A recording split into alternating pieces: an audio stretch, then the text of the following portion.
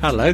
Welcome to the AppleInsider Podcast. Sorry, exactly as I was saying that. Notification popped up on my Mac. Apple has emailed me back about an Apple Creator Studio problem I've been having. And now I am, of course, dying to know whether that means they've solved it, but that will wait. You are more important. So, anyway, hello, I'm William Gallagher.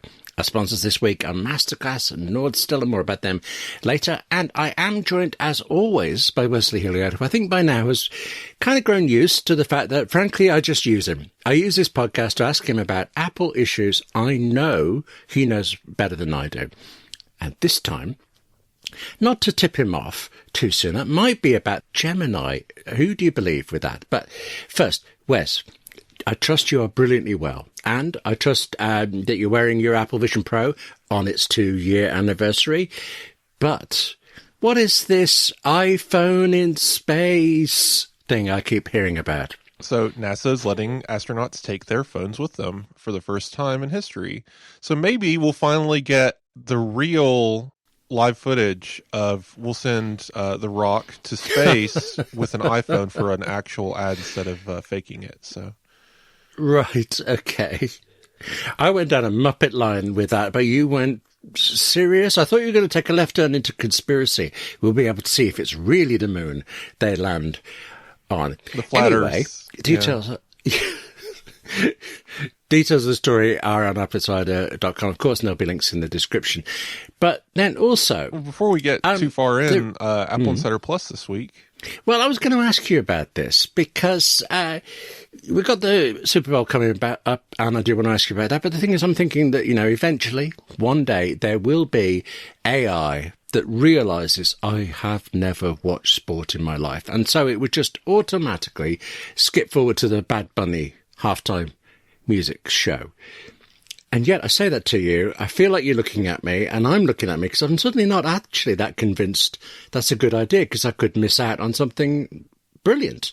So, okay, this ties in because this week's Apple Insider Plus segment is about some of this. Let me just say, I'll forget it if I don't. Apple Insider Plus, if you haven't heard me bang on about it before, it's an ad-free and extended version of this podcast, and you get it by subscribing either through Apple Podcast subscriptions or Patreon. Now, ad-free, I think you can grasp the concept there, but extended, that's different. Wes, you're itching to tell me, what is our extended Apple Insider Plus segment about this week? So we're going to discuss, should you run from artificial intelligence? And mostly just because I'm seeing an increasing number of people say, hey, I'm just going to, sell all of my Apple gear because they're increasingly promoting Apple Intelligence, or they announced this Gemini deal, and I don't want anything to do with that. And so I want to discuss, can you even run from AI? Is there a possibility of doing so? Should you be running from it? What is the greater discussion here? What are your actual tools in your tool belt if you want to avoid this stuff? And so we're going to kind of cover both spectrums of this. William and I have differing opinions, I think, and we'll get into it there. But that is our bonus topic for after the credits roll at the end. I have so much to ask you about that, but that's in AppleInsider Plus later on. For now, we've already mentioned it, and it's possible to pick up from my accent that I'm not American. I am aware of the Super Bowl-ish. I didn't know until you told me when it was on, but you not only know when it's on, you're going to watch it. And I mentioned Apple Vision Pro, but we have a feature on Apple Insider about how to watch it on every sort of device. So what actually is your preferred Apple device of choice for Super Bowl? And I'm sorry, I don't know what number it is this time. 60 LX. Really? Yeah. So I think, it's Sunday, obviously. I'm going to be watching it on a Roku TV at someone's house. So not my choice, but that's what they have. But yeah, we're going to be going to family's house to watch the Super Bowl. Mostly for the ads. Go Seahawks. Just honestly, only because the Patriots have forever been this bane of existence. I don't really care about sports, but I do know that you're supposed to hate the Patriots. Even fans of the Patriots, I believe, hate the Patriots. So it's a shared dislike. So That was just practically meaningless to me, except you did say go Seahawks, and I remember them saying that in Frasier. So are the Seahawks the local band in Seattle? No, that's who's going to be playing against the Patriots. I don't know. Yes. I'm not trying to claim ignorance. I genuinely don't know, and I'm embarrassed about it. Where do the Patriots come from? Oh, honestly, I couldn't tell you. New England Patriots. Where do they hail from? Let me find this real quick. We're going to make ourselves sound really smart here. Yeah, I've long given up on that, but New England. See, I knew it was New England Patriots, but New England isn't a place. Well, it is. It's just a big place. I've been there, I think. Let's see. We're going to cut all this out. I honestly where. I visited a town in New England where you could still see the bullet holes from when cowboys were shooting up the place however many weeks ago. Of course it's Boston. But why? Really? Boston anyway. versus Seattle. Well, that's a Frasier cheers. I've got to watch now. Yeah, I don't know which side to support. That was ridiculous. Okay. So, yes, Seattle versus Boston. It's New England Patriots and Seahawks. I don't really care. Football's NFL especially, I just don't care. I like college football. I cheer for the losing team every time. Tennessee Volunteers, they're doing okay the last couple of years, but they'll never be like big shots. They're not. People aren't really talking about Tennessee. So, I enjoy the game. I enjoy the drama. I have a team I'm rooting for. I will be rooting for Seahawks, as I said. But I'm mostly here because it's a fun time. Ads are crazy during the Super Bowl. It's an American tradition to spend millions of dollars for a 10-second ad spot that is just absolutely as chaotic and insane as possible to catch your attention, because you get maybe one. If you pay for two, you're already a rich company, but you only get one chance to catch everyone's attention. And so they always do these insane ads. And I hate the internet for the fact that people are already publishing their ads. Don't go look. Spoilers. I want to see it. I see. That's during the show, yeah. Right. And then, of course, I'd heard the halftime about show. The Anthropic ad, and I didn't understand how that was out yet. Actually, something else I don't understand. I genuinely, nothing against sport at all. Honestly, I promise you, it just doesn't happen to do it for me. I'm never going to watch the game. So our feature on how to watch it on your iPhone, your Mac, Apple Pro, iPad, all this stuff, that doesn't really help me. Once the game is over, is it streamed somewhere that I can just fast wind to the ad breaks? Or this is a good question. No idea, because the streaming rights of every sport are awful these days, and the ability to even watch the Super Bowl, I guess you can watch it on Peacock, which is discounted through Apple, and I believe there's a free trial. So if you haven't used that free trial, go nuts. NBC or NBC Sports app, I believe. You have to have a cable subscription for that, though. You need a cable subscription to watch it on NBC. NFL also is offering it, but you need an NFL Plus subscription. So it looks like you're pretty much paying for this. YouTube TV, Hulu Plus, whatever. Live TV coverage you have to be paying for the Super Bowl. But as far as after the fact, I couldn't tell you. There's probably going to be a replay on one of these platforms, probably Peacock, but it doesn't matter. Someone's going to have a highlight reel if you're really that interested. But the only thing we really care about is the halftime show. Yes. And actually, that's the only reason we went to Super Bowl before, because Bad Bunny has it, Apple Music is sponsoring it and all that stuff. But since we last mentioned it, Bad Bunny's gone and won a Grammy for it. So the man's doing well. Yes. Well, do you know the difference between Album of the Year and Record of the Year? I didn't even know there was a question about this. No. Yeah, me neither. So I don't think the industry knows. They are two different things, but he did win Album of the Year. Right. So that's fun.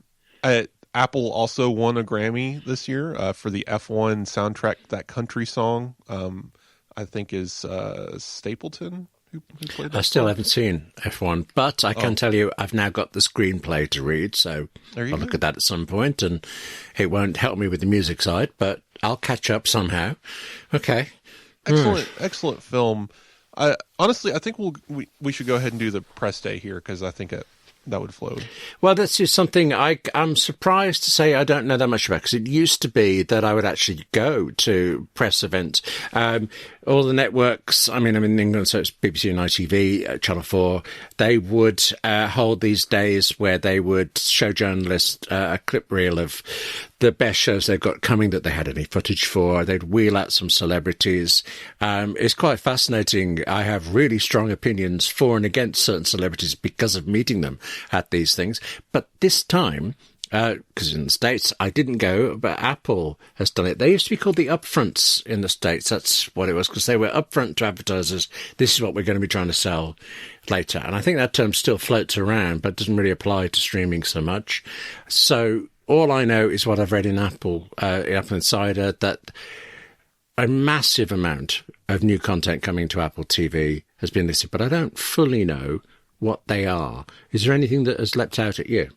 So there are 20 separate properties listed here, which is impressive considering I think Apple launched with, 8 on Apple TV? It was very small.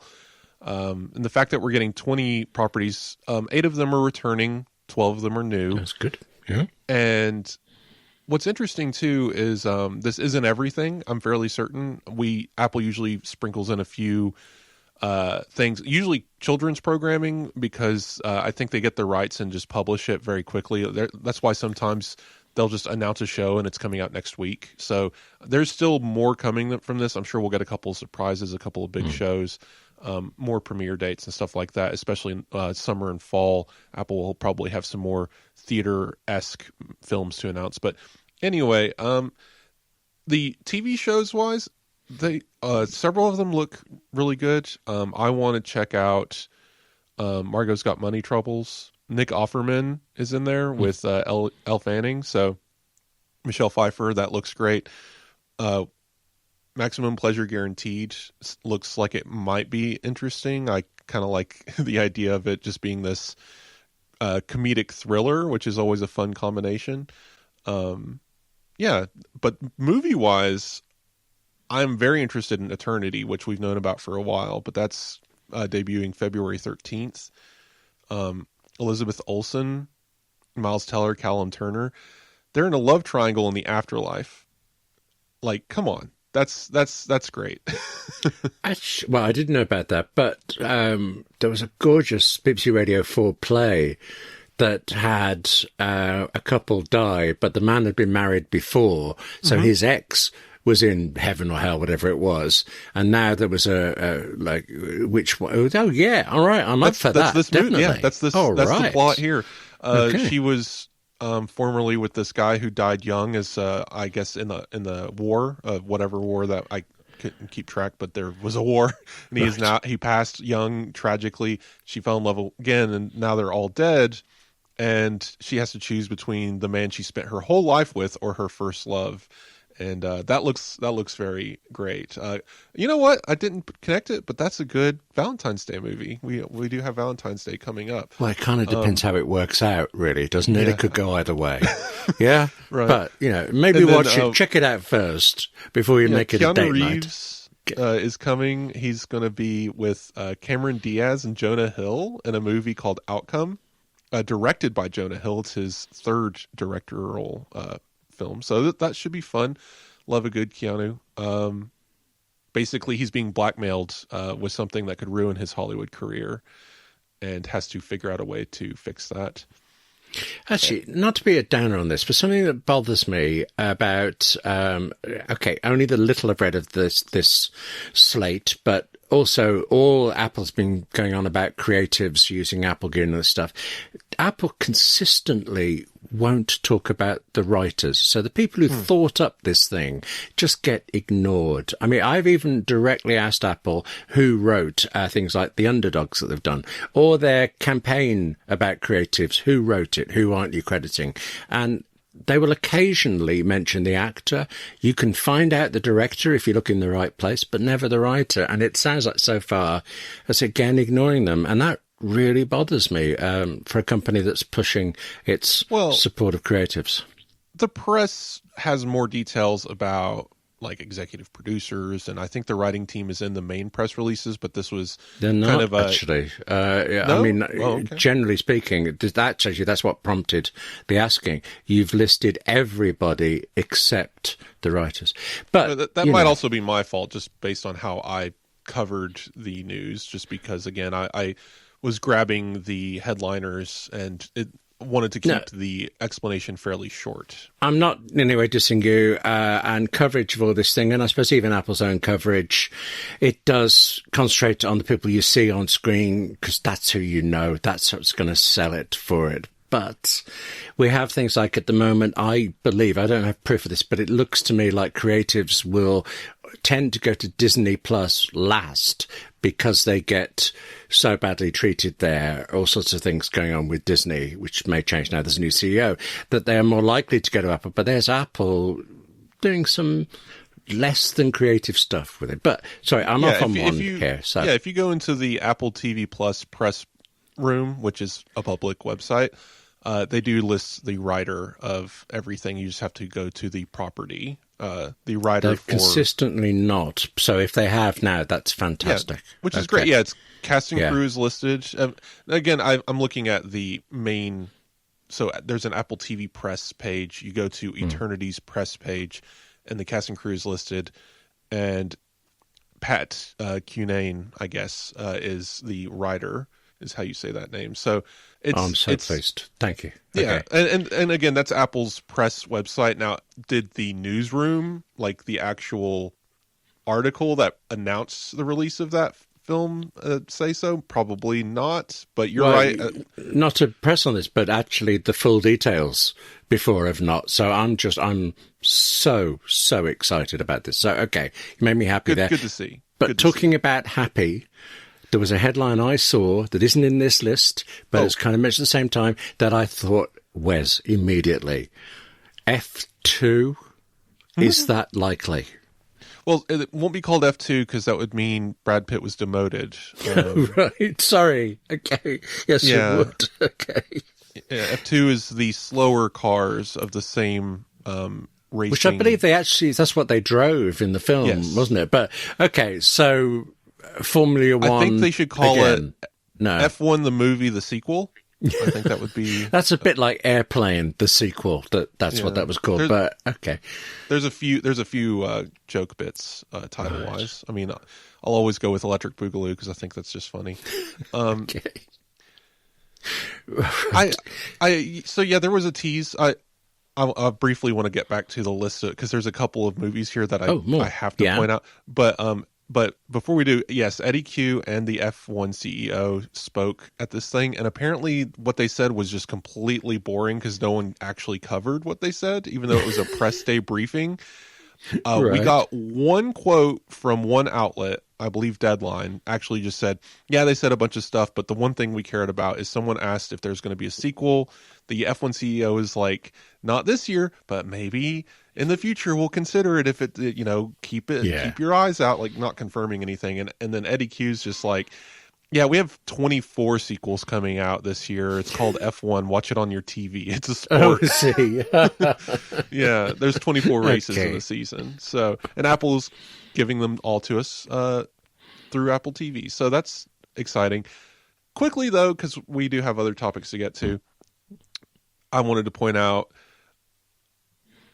the Dink looks silly. This is a show about a guy who grows up, I guess, working at his dad's tennis thing, and his dad hates pickleball, so he's raised to hate pickleball, and then because of an injury, he has to pick up the sport and then falls in love with it. I just find that whole premise very silly.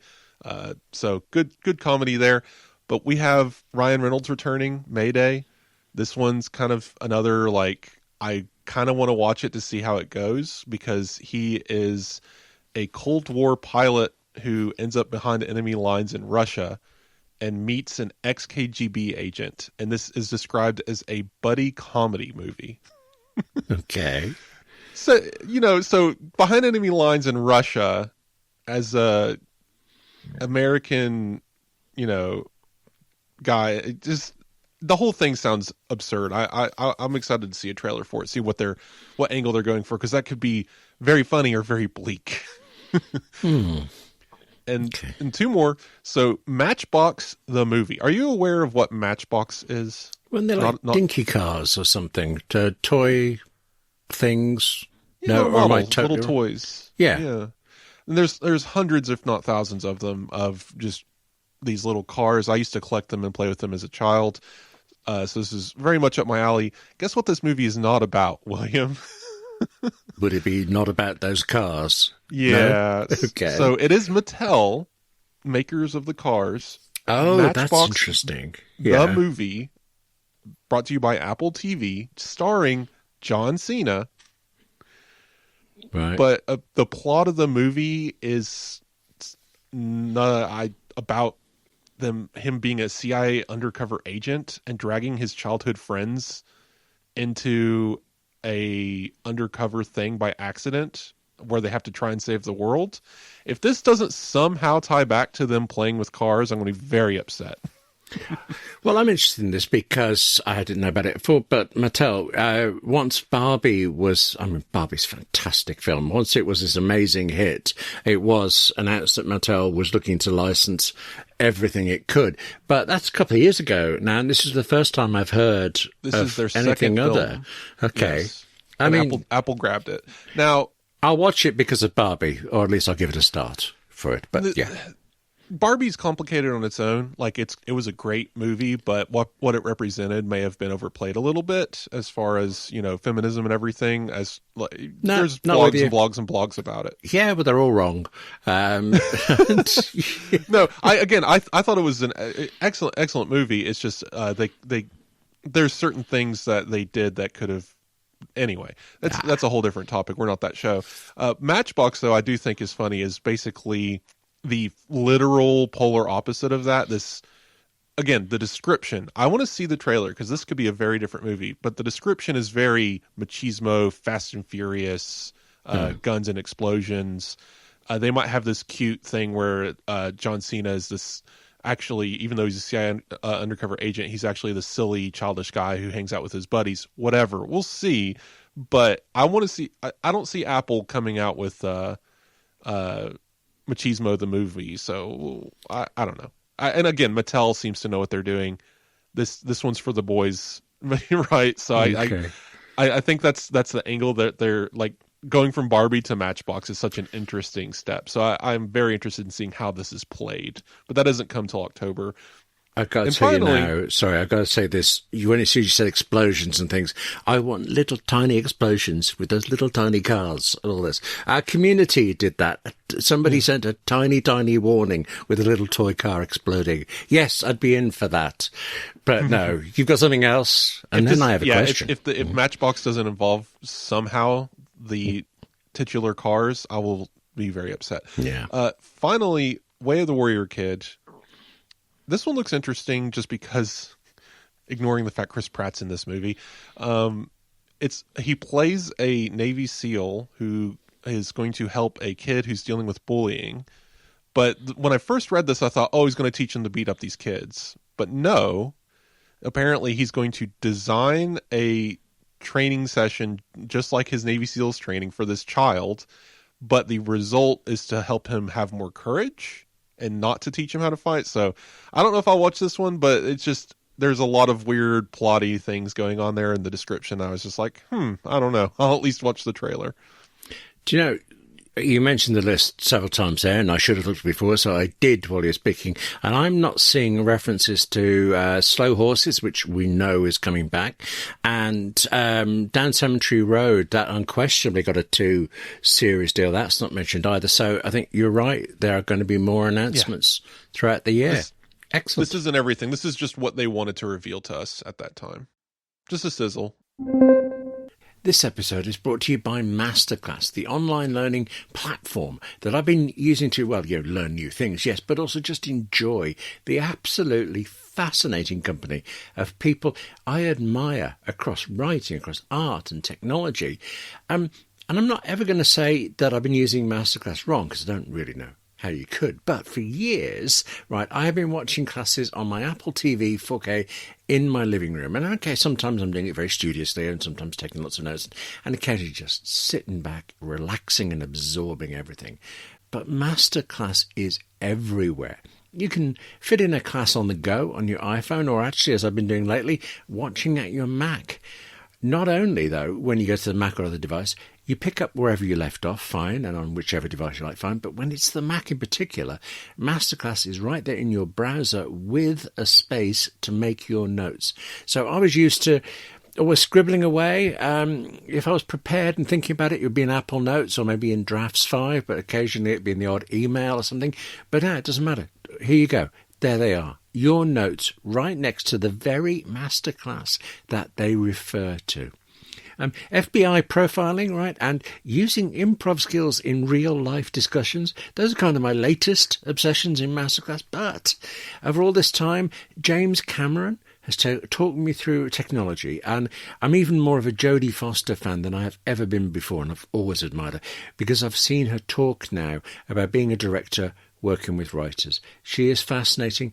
Everyone is fascinating. They are the people you would most want to work with, but who could you ever get except through Masterclass? I could go on, but how about instead you go on? Go on to Masterclass yourself. Right now, our listeners get an additional 15% off any annual membership at masterclass.com/AppleInsider15. That's 15% off at masterclass.com/AppleInsider15. So Apple Insider 15 for 15% off. And thanks to Masterclass for supporting the Apple Insider podcast. I mean, I love the stuff. Drama, Apple, they do it so well. Just my wheelhouse. But we can't just tie this back to something else here, because you will be able to watch all of this on Apple Vision Pro, if you have one, and you've now had exactly 2 years in which to buy one. So we've actually sort of not really conflicting articles on AppleInsider.com, but Mike Wortherly's less sure about it. You're more sure, but I think you're both kind of hovering around the middle. Neither is against or for it. No. Where do you stand? Mike echoes my points. He's just... We're if you glass half full, glass half empty, we're just on opposite ends of the spectrum. But we're in full agreement here. As Mike says it, Apple doesn't seem to have a good plot, like good through line for Apple Vision Pro, what it's doing, or at least they haven't told us publicly. Because as I've said before in my reviews and my most recent review, it's missing developer support, and Apple is in full control of this. They need to come up with an incentive program. They just need to buy some developers. They should go hire all the game studios that Meta just laid off, right? Like, Apple needs to be doing something internal that will push this narrative. They have not changed what native apps there are on the platform since launch 2 years ago. These same iPad-compatible apps are still iPad-compatible apps 2 years later and have not been converted to native.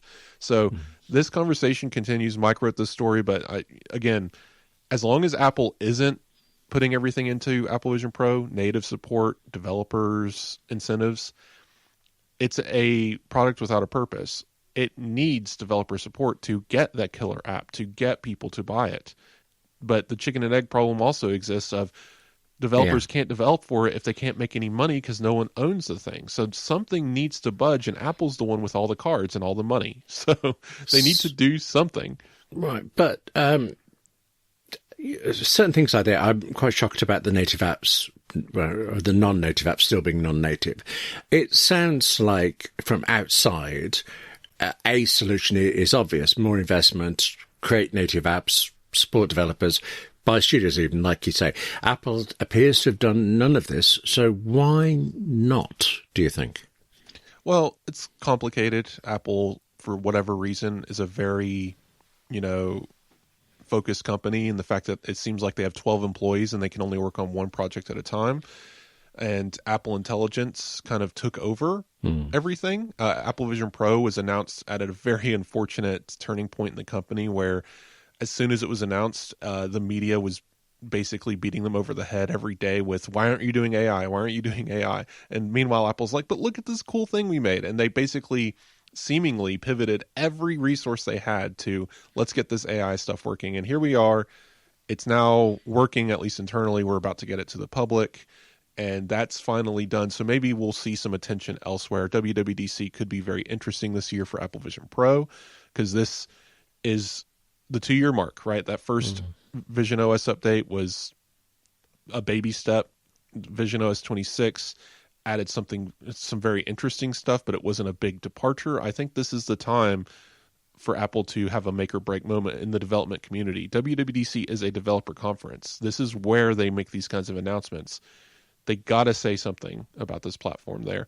Now, all that said, I have no doubt in my mind that Apple Vision Pro is fine.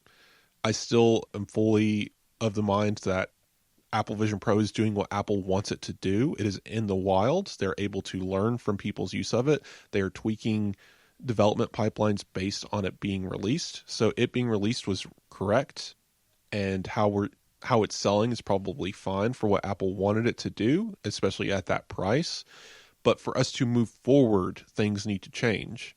I don't think the platform is dead. I don't think Apple's going to give up on it. Or if we see glasses later this year, the headlines will inevitably say, Apple gives up on Vision Pro and releases smart glasses. They can release in tandem. And I think that's what they're doing.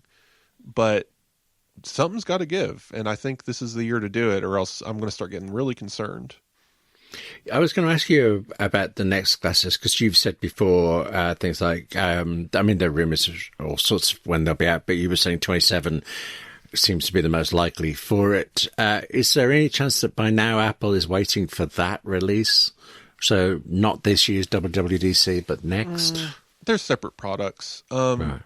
They don't even have a UI. The first set of glasses, which are expected in the winter, so this is like an October announcement of 2026 that could launch by December. So think AirPods Max. AirPods Max launched in December. This could be that kind of product, but it's a set of glasses you wear with maybe cameras, microphones, no discernible UI. Your interaction is through your voice and your other devices. So it's not Vision OS as a platform, at least not yet. It could evolve into that, and it might even run Vision OS underneath the hardware, but it won't have a display. So that is going to be more app intense based. That's going to be more widget based. It's going to be what we already have through our devices. Honestly, developers probably have very little that they need to do to support this thing. So that I don't think has anything to do with the development of Apple Vision Pro. Something that you and I've kind of disagreed on in the past is the difference between something like Apple Vision Pro, spatial computing, and foldable devices. Previously, you felt foldables are kind of gone, had their time, such as it was, and spatial computing is the future. But that future doesn't seem to be coming, and this week we have heard stories about, well, a folding iPhone, but an iPhone flip, so a clamshell version rather than a book-like thing. I'm more on the foldable side than you've ever been. Are you starting to come my way? Well, there's still no evidence of the Fold actually being prepped for the fall release, which is really funny.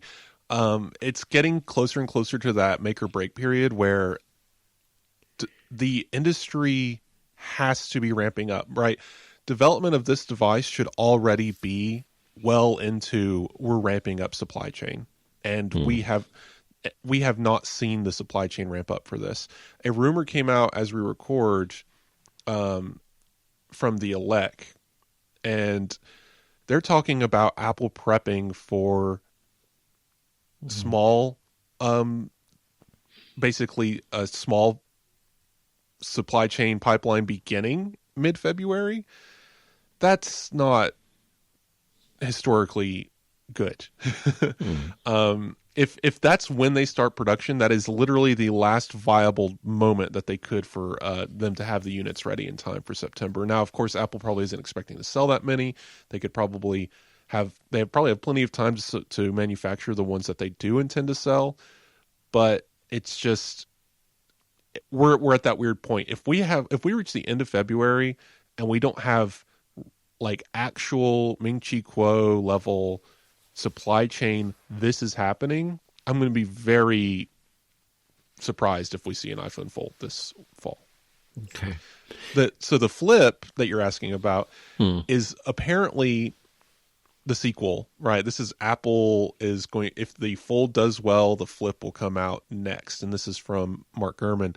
The thing is going back to 2019, when these folding rumors started, when the industry launched foldables, this has always been the case. Apple has internally been developing both a clamshell and a book style foldable this entire time.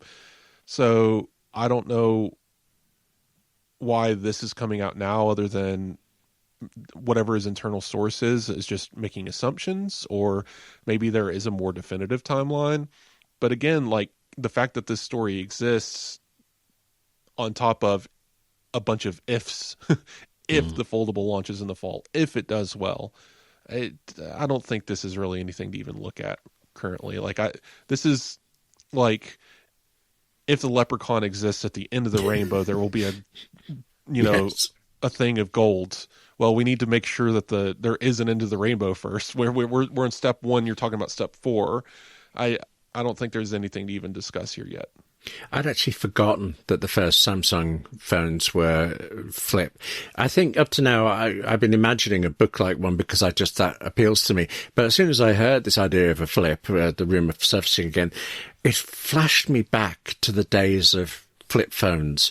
And the one benefit they had is if you were having a row with somebody on the call, instead of shouting down, "I'll never speak to you again," and then having to find the off button and hearing a little bleep, you could just crunch the phone closer, really feel it. We could go back to that. There's a video game franchise called Final Fantasy VII, in which they have a movie that they made, because Square Enix loves making movies, even though they've only made like 3. They're fairly good at it, considering the script writing is not that good, but they're very beautiful to look at. They made a film set after the original game called Advent Children, in which this is 2000. I mean, they would have been developing the movie in 2004 to 2006, but they have this flip phone, and this phone was sold in Japan, and you could actually buy it, and it had a mobile game set in the Final Fantasy VII universe built into it. All very interesting, but the point I'm trying to make is every shot of that phone in that movie was the most dramatic, like slow. They're reaching to the ringtone's going off. They're flipping the phone open and then slowly holding it up to their head. What is it? And it's just like, they really sold that flip phone, and I'm like, man, I do miss flip phones. and then they come out with a remake recently, and they all have smartphones now, and they're all touchscreen. And I'm like, darn it, that was so fun. That was a good dramatic, I believe. Anyway, like, it's just one of those silly things you notice. I want to see that now, but okay. It's very, very silly, very good movie for the series itself, and you would have no interest in it. But anyway, I've heard of Final Fantasy. I didn't know there was 7 of them, but I've heard of it. Are there more actually now? On 16. Oh goodness. Okay. You as a writer, though, might find it interesting that each game is its own universe. Final Fantasy 1 does not connect to Final Fantasy 2. They're all individual. Anyway, moving on. My point is flip phones, neat. They still exist. Foldable format with a touchscreen. I am not sold on their practicality or usefulness, even more so than book phones. At least the book ones, you're opening to a tablet. This one, you're opening to a phone. You're still dealing with You're still dealing with the double thickness problem, complexity for complexity's sake. I don't know. That's rotten. You've just put me off it again. But I'm still on the book-like one. So by September, one of us is going to be disappointed if it doesn't come. The other one, no, actually, I'm getting mixed up here. I could be pleased that it's come, but it'll be so expensive I can't afford it. We could both end up wrong. William, I could see you buying the iPhone Fold, the book style one, and you're using it unfolded. You're sitting there in a chair with a cup of tea, and someone walks in to ask you a question, and you dramatically snap the phone shut and look at them and say, "What is it?" It writes itself, doesn't it? Yeah. The script. Okay. This episode is brought to you by Nordstella. Nordstella is a threat exposure management platform for businesses. It detects cyber attacks against your company and it helps you take control before they escalate. So for C-level managers, Nordstella's attack surface management provides faster detection, faster prioritization. It offers real-time visibility of risks and it also strengthens a firm's compliance posture. For your company's security teams, Nordstella can provide contextualized insights. It can track adversaries and it can provide malware logs. For your whole company, using Nordstella means safeguarding both employees and customers from phishing, identity abuse, or account takeovers. Made by the team behind NordVPN, Nordstella is about proactive protection. Protect your business today with Nordstella and don't wait until your company's data is already for sale on the dark web. Nordstella has flexible plans that scale with your business size, and right now you can get an exclusive offer. Unlock your 10% discount on Nordstella by going to nordstella.com/AppleInsider with the coupon code NordAppleInsider -10-Nordstella. That's nordstella.com/AppleInsider and coupon code Nordstella-10-Nordstella. And Nordstella there needs to be in all caps. The 10 is 10. You go to do that, and I'll go to thank Nordstella for supporting the Apple Insider podcast. You mentioned about complexity there. There's a small thing I do want to touch on before we move to some serious topics. Call screening. I read about this. Call screening, which is a reasonably new feature on the iPhone, has been thwarting celebrity lawyers in Hollywood. Now, I wrote this story for AppleInsider.com, so a link to it with the full details, and I wasn't gentle for these lawyers, but actually, I don't think it's anybody's job to know well, I suppose it's ours, really, but, in normal everyday use, to study the manuals, to read the press releases, none of that is true. You use what you need to use, you find what you need. In this case, it seems that lawyers were actually turning on call screening and then forgetting that they'd turned it on and complaining when their calls were screened. That's the bit I think is a bit silly, really. But it brings me to this. I think a long time ago when this first came out, I told you I couldn't ever do it because I get a lot of calls, most specifically from BBC Radio, and it can be from any producer in any local radio station. So the number could be absolutely anything. There's no way for me to allow those calls. So I just never turned it on. I think you have turned on call screening, and if I'm right, do you like it? It's complicated. I've kept it on because I like the feature. I like that it exists. But I think it also might be creating a problem because every day at around the same time every day, I want to say between 4 p.m. and 6 p.m., I get a call, and it is from the same spam group of I am a lender looking over the details of your loan for $47,000. If you would like to discuss this further, please call back. Like, it's the same thing every single time. And the call screening picks it up. It comes up with an option for me to view the call screen, and I do. And then the second I see the phrase, like, I am your lender department, I hit end, and it ends. And then I go to the phone app, block the number, and then report spam. Right. And then I get a call the next day from a different number.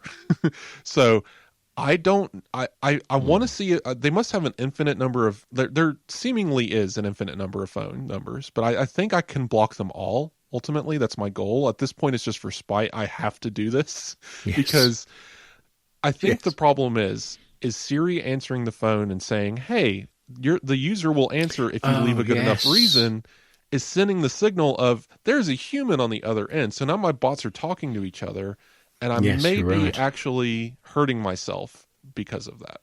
When I answer the phone now, it's an unknown number. I don't say anything. And after a couple of seconds, either it's somebody going, hello, are you actually there? Or more often, and I mean very many times a day, I get 3 bleeps and it hangs up. And that's why I'd forgotten why I do it, because I don't want to encourage them. Yeah. We need one more setting, and this would be perfect. And I hope Apple does this. Yeah. The thing that's wild about this is anytime I do this, it lists the number as probable spam. Right. And I think I've got their early albums. Sorry. Okay. Yeah. And they still list the number as probable spam, and they still do the call screening on it anyway. Just let me put in settings. If it's probable spam, hang up. Don't do call screening. That's it. That's all that would need to happen. And it would solve all of my problems. Because my alternative right now, which I could do, which again, I'm not going to because I want to block every number known to man out of spite. But I could go into settings, say turn off call screening, and automatically direct all unknown callers to voicemail. And that would solve it. But then I wouldn't be using call screening, which is a feature I actually like, and I like that it exists. I want to use it. But yeah, that's one little complexity there.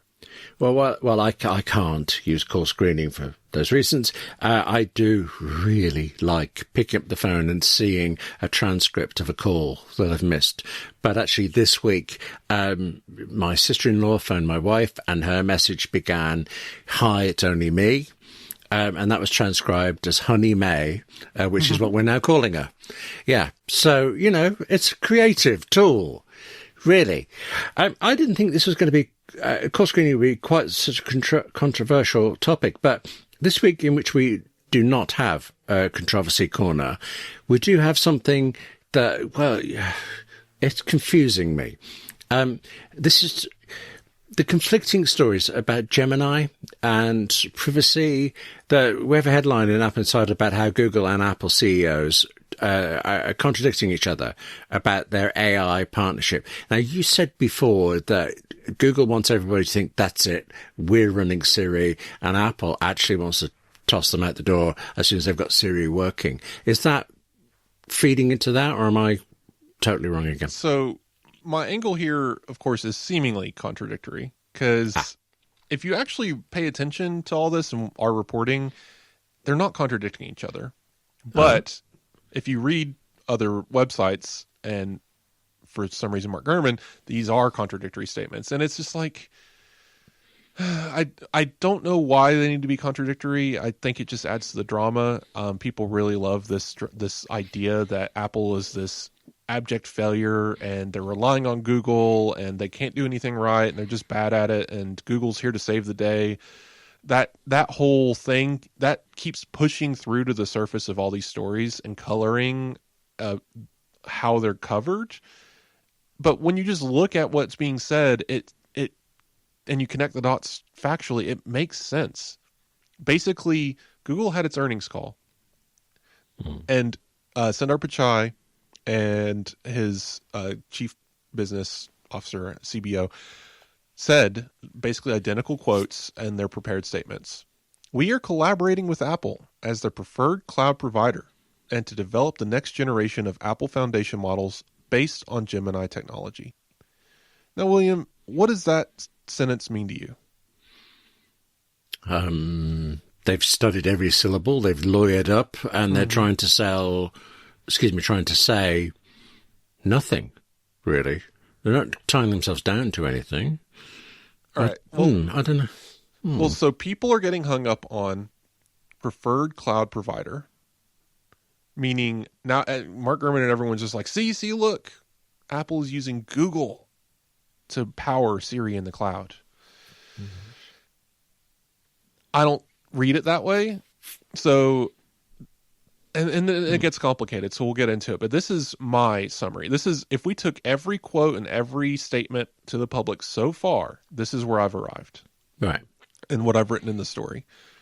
Apple and Google have partnered to utilize a version of Gemini built to run on Apple's private cloud compute servers to train Apple Foundation models and makes them more capable. The resulting Apple Foundation models will power Apple Intelligence and Siri both on-device and in private cloud compute. And those servers will either be Apple's or Google's while upholding Apple's privacy standards. Okay. Now, I don't know how that's confusing to people. I think the glitch here is people are like, well, if it's a Google server, it can't be private cloud compute. So I went and looked at what Apple defines as a private cloud compute server, and it currently does specifically call out Apple Silicon, but not because that is what is running the model, but that's because of what is running the cryptography. Okay. So basically, private cloud compute is possible because all of your data is being sent to Apple server encrypted, and a secure enclave running on Apple Silicon is able to, with built-in secure boot, has the ability to decrypt that incoming message, pass it along to the more powerful Apple intelligence model, re-encrypt it using the Apple Silicon, and pass it back. Now, Apple doesn't define what Apple Silicon is performing the AI processes that are occurring in the servers. So it is reasonable to assume that Apple could still rent Google's TPUs and insert a Apple Silicon, or even program, because again, Google's TPU servers are being created to be private servers as well with Google's technology. So theoretically, Apple could use this. It's the same technologies as the secure enclave and secure boot, just Google's version, and Apple is able to do identical processes. If that's not the case, then all Apple has to do is put a bit of Apple Silicon between the user and the Google server TPUs. But either way, Apple using Google servers does not automatically mean it is no longer private cloud compute and no longer secure and private. I think that's the confusion. What I picture when it's using Google servers, that it's a computer in one of Google's offices, so somebody can just stick in a USB stick, do something like that. That's what people assume. Yeah, but it isn't like that at all. Okay, yeah, we use AWS, Amazon, cloud. Oh, true. Yes. And Apple uses Google, increasingly so, Google servers for iCloud. But that doesn't mean your iCloud data is accessible by Google. So why is it suddenly that if Apple uses Google's TPUs in the cloud, that it's suddenly we're giving data to Google? I don't buy that. And again, these statements from CEOs, they don't leave any wiggle room for interpretation. They are vague, but vague on detail, not vague on legality. Tim Cook is saying explicitly that what is coming to Apple's devices in the future is Apple Intelligence running Apple Foundation models on device and private cloud compute. He doesn't say and other servers. No. There's nothing else there to interpret. Now, the only give I will give Mark Gurman here and others disputing this is Apple and Google both have been very adamant about saying Apple Intelligence and Apple Foundation models. They're not mentioning Siri specifically, as far as I can tell. Maybe I'm forgetting one of their statements, but I'm fairly certain. I'll go back and look, but I'm fairly certain none of these statements say Siri explicitly. So, but there's a problem with that though, because Mark Gurman himself has said that the next incoming Siri is going to be powered by foundation models built by Apple.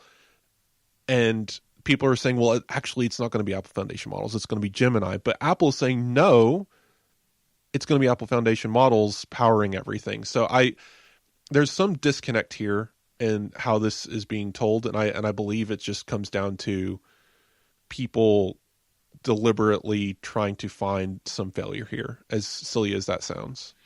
Well, you see that in politics. I mean, maybe it's only a UK thing, so not unfamiliar. I think, in a way, this is all kind of wearing me down. But we should soon. Sorry, here it is. Okay, sorry. I wanted to. So this is the original joint statement. Just to be clear, Apple and Google have entered into a multi-year collaboration under which next generation of Apple Foundation models will be based on Google's Gemini models and cloud technology. So even there, they said cloud technology, by the way. These models will help power future Apple Intelligence features, including a more personalized Siri coming this year. Apple's portion of the statement. After careful evaluation, Apple determined that Google's AI technology provides the most capable foundation for Apple Foundation models and is excited about the innovative new experiences it will unlock for Apple users. Apple Intelligence will continue to run on Apple devices and private cloud compute while maintaining Apple's industry-leading privacy standards. They're not mincing words here, and they even go out to point to Siri being part of this. So unless Tim Cook is lying, and that's a legal problem that you can sue him for, and Apple's definition of private cloud compute hasn't changed, and according to their website, it hasn't, this isn't suddenly going to be going through Google platforms. That is not what any of this says, and I don't know why that keeps coming back as a suggestion. Okay. I do feel worn down by all of this back and forth, and it's Google, it's Siri, it's all this stuff.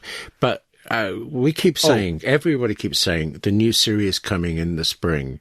Yeah. When should I expect to actually be able to try it out? Do we know enough? So, for one last thing, because I completely forgot. During the earnings call, I wanted to say this. Tim Cook said, we are not sharing anything else about this. Just straight up. Like, they kept asking the analysts, like I think 4 different analysts during the call was asking, so what about this? What about this Google deal? And straight up, Apple says, we're not releasing any more details of this deal. Yeah. And that was the end of the discussion. So we may not ever know exactly how this is implemented beyond leaks. But again, you have to listen to what they're saying. So what you're asking is, when is this coming? So 26.4 is the expectation. We should see 26.3 next week, I'm assuming, because we have a release candidate as we record.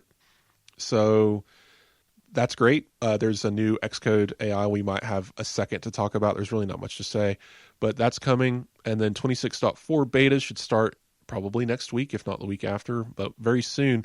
The thing is, as I've mentioned before, a lot of this is also server side. Now, Apple Intelligence, on-device models, all of that, App Intents, yes, that's on-device. But a lot of this is checking boxes in the background. Apple may not enable this on the first beta. They may not enable this at all during the betas. They might wait to release it altogether at the end of the beta cycle. We don't know.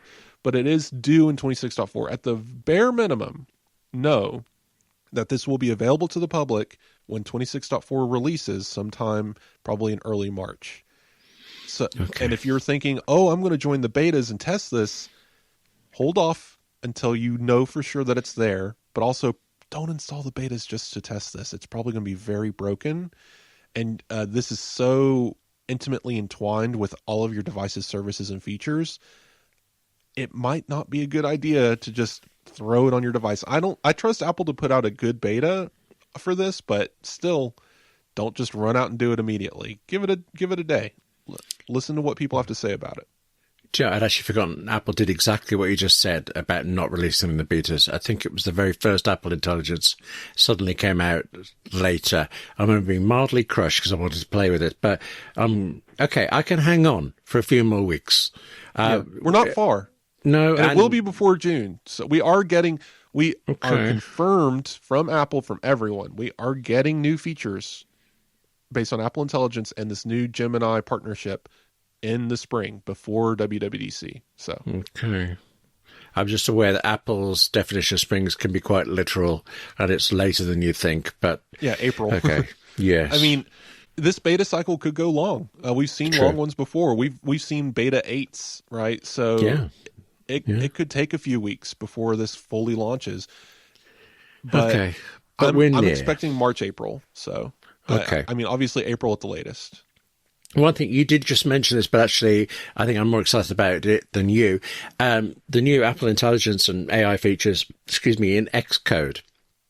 This is just out now, at least in beta, Xcode 26.3, and if you don't happen to know, and why would you, Xcode is the app development platform that Apple makes.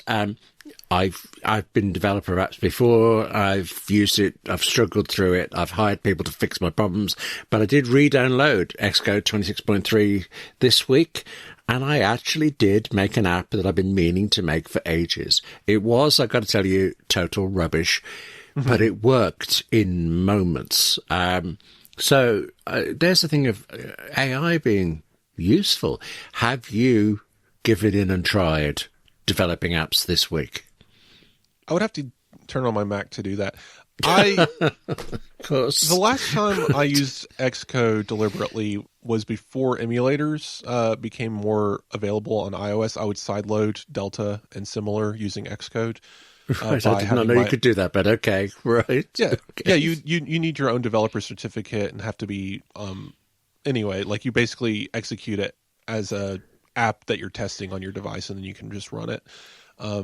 So I would use it for that kind of stuff, and Xcode's fairly straightforward, easy to navigate. Its error system's somewhat obtuse, but you can get around it if you Google enough to find where you need to be. But like,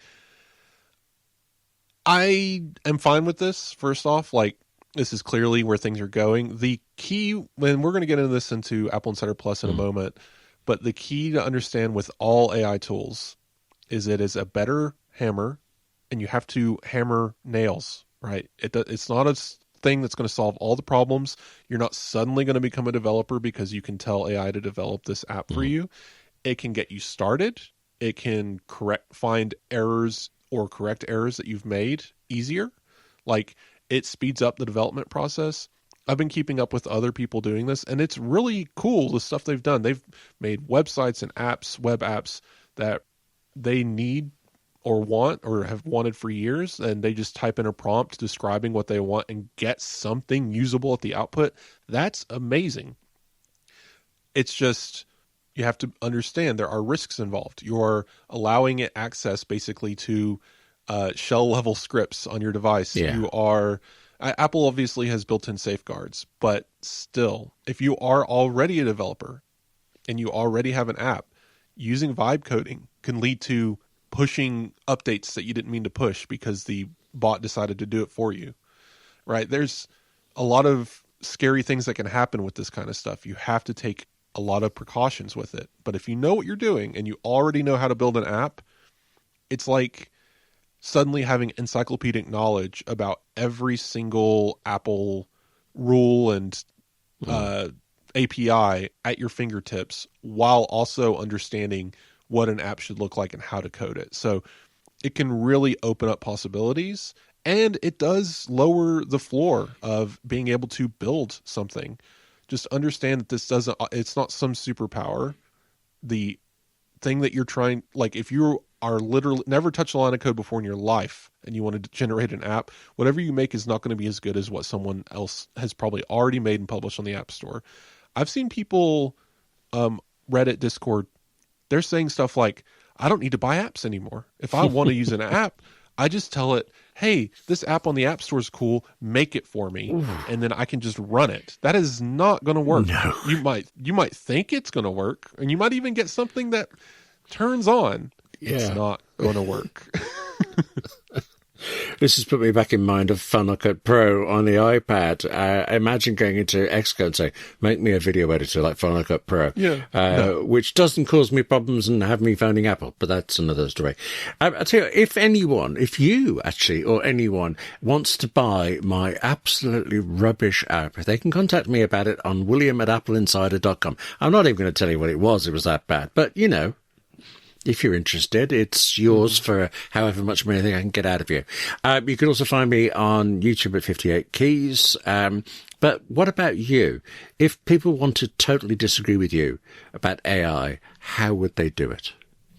Well, you can reach out to me, Wes at AppleInsider.com, for email, HillyTech on Blue Sky, Mastodon.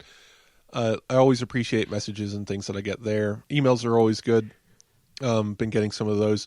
Nothing really new in Apple Podcasts. We got a couple of reviews who don't like Controversy Corner, but as I've said, we're not going to read reviews that are politically motivated here anymore. But if you leave any actual critique, I don't care if it's 1 star. If it's an actual critique of the show, you can leave it. We will read it here. But we also like our 5-star reviews from people who enjoy the show. So if you want to leave that and tell us what you like about the show or give us suggestions, feel free. We'll read it here. But nothing new to share this week. And I've also been working on the HillyTech blog. It's a separate thing. It's not Apple Insider.